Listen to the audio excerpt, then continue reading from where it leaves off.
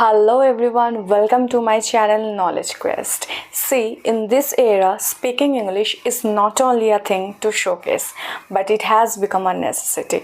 Whether it's for your professional growth or for maintaining your personal dignity, it is a necessity. But I have observed a thing that most of the students and people are facing a common problem. What's the problem? Problem is that they are saying that we can understand English, but whenever it's time to frame the sentences in English, we are getting confused. We can't do so. मतलब समझ में तो आ रहा है, उसको जब हम sentence में फ्रेम करने जा रहे हैं इंग्लिश में, समझ में नहीं आ रहा है कि किसके बाद किसको बिठाए, किसके बाद किसको प्लेसमेंट दे। तो आइए शुरू करते हैं आज का हमारा क्लास, जो कि है how to structure sentences in English. Let's start.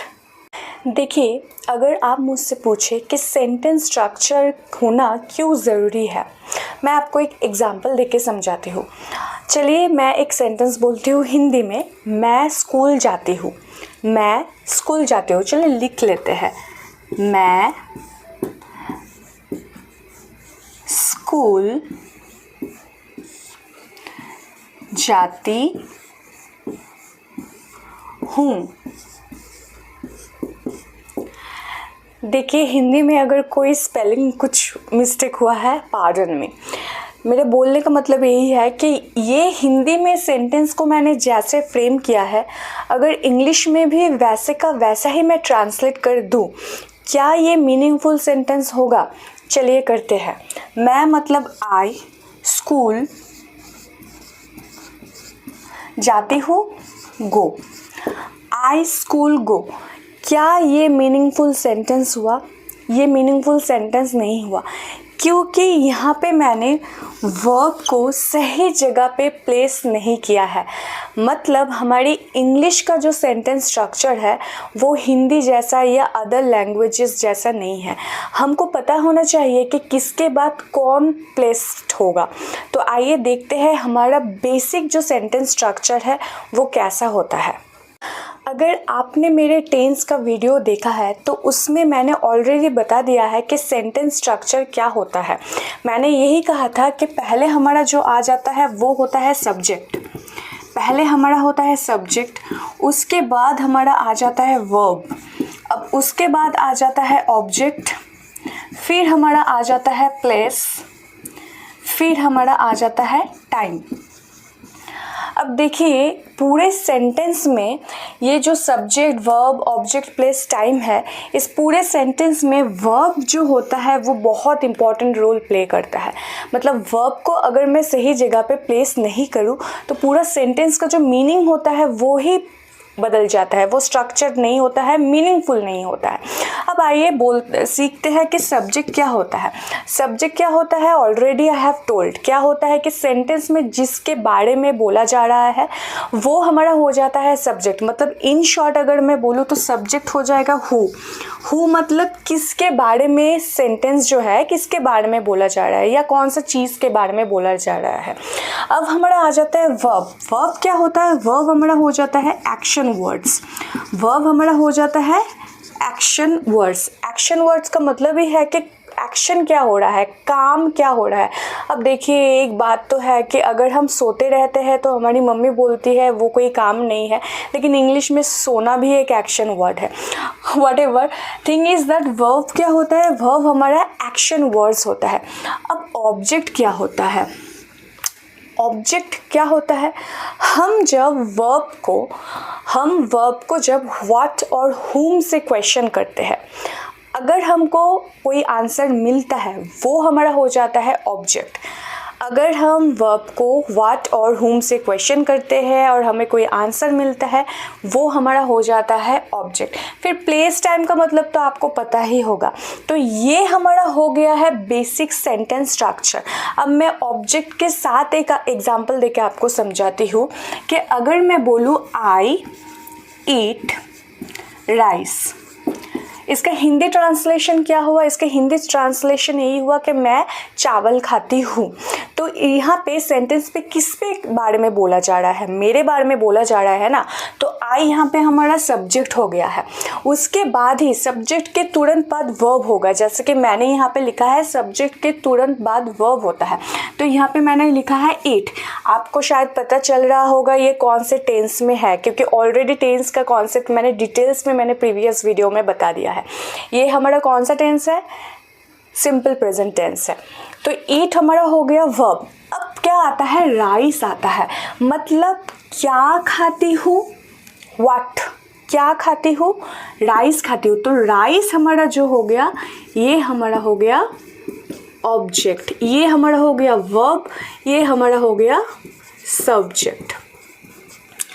तो this is the basic sentence structure in English, subject, verb, object, then place and then time. अब देखिए हर एक सेंटेंस में तो ऑब्जेक्ट नहीं होता है, जिस जिस सेंटेंस में ऑब्जेक्ट नहीं होगा उस सेंटेंस को हम ऑब्जेक्ट के बिना ही स्ट्रक्चर करेंगे।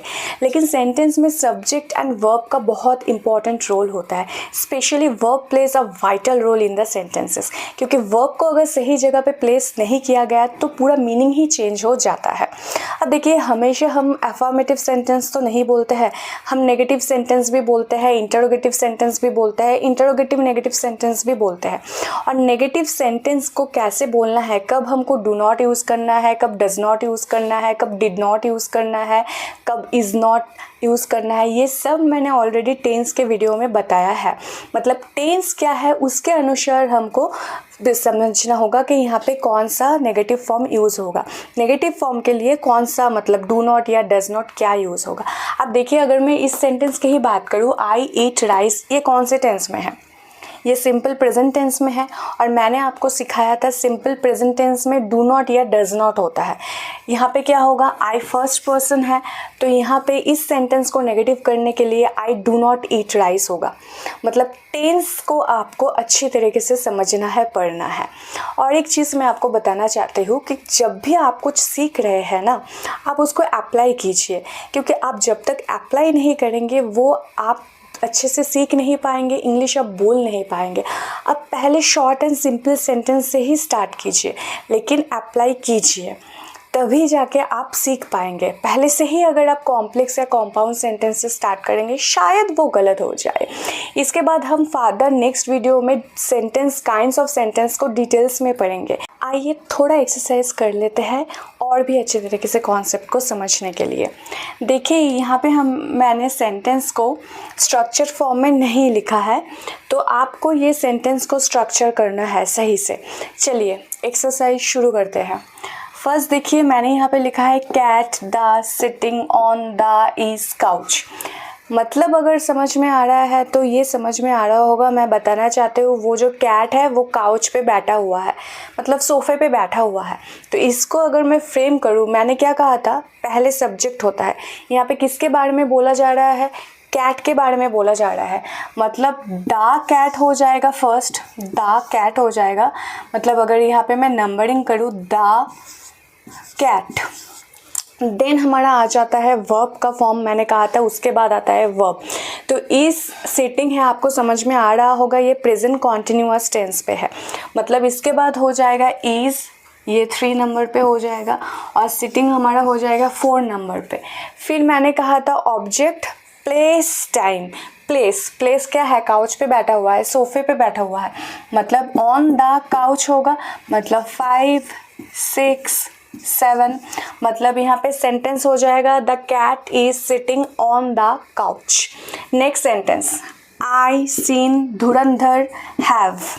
आपने देखा है, बहुत अच्छी फिल्म है। I seen Dhurandhar have. अब हैव है, हमको पता चल रहा है कौन सा टेंस है, प्रेजेंट परफेक्ट टेंस है ऑब्वियसली। तो पहले सब्जेक्ट हो जाएगा, सब्जेक्ट है आई, उसके बाद क्या होगा, वर्ब होगा, मतलब हैव सीन होगा, मतलब have to seen 3। Then object है, यहाँ पे क्या देखा है मैंने, धुरंधर देखा है, तो ये हमारा हो जाएगा 4, I have seen Dhurandhar.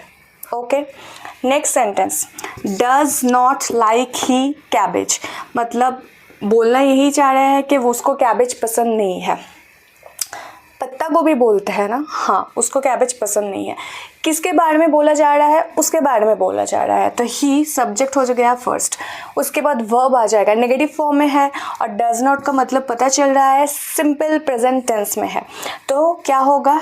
Does not, उसके बाद हो जाएगा लाइक, उसके बाद हो जाएगा cabbage. He does not like cabbage. फिर है बेक्ड ग्रैंडमा कुकीज़ डिलीशियस, मतलब क्या है? ग्रैंडमा जो है उन्होंने कुकीज़ बनाया है, बहुत ही स्वादिष्ट कुकीज़ बनाया है। सब्जेक्ट ग्रैंडमा, क्योंकि किसने बनाया है? ग्रैंडमा ने बनाया है, तो 1। उसके बाद verb baked is the verb 2। क्या बनाया है? क्या बनाया है? देखिए डिलीशियस कुकीज़ बनाया है। अब डिलीशियस क्या है? एडजेक्टिव है ऑब्वियसली, तो डिलीशियस कुकीज़ बनाया है, तो 3 and 4। तो इसी तरीके से आप छोटा छोटा सिंपल शॉर्ट सेंटेंसेस ले और उसको स्ट्रक्चर करें प्रैक्टिस के लिए। नेक्स्ट वीडियो में हम काइंड्स ऑफ सेंटेंस को डिटेल्स में पढ़ेंगे। So stay tuned and please subscribe my channel if you like my video, and yes, thank you for watching.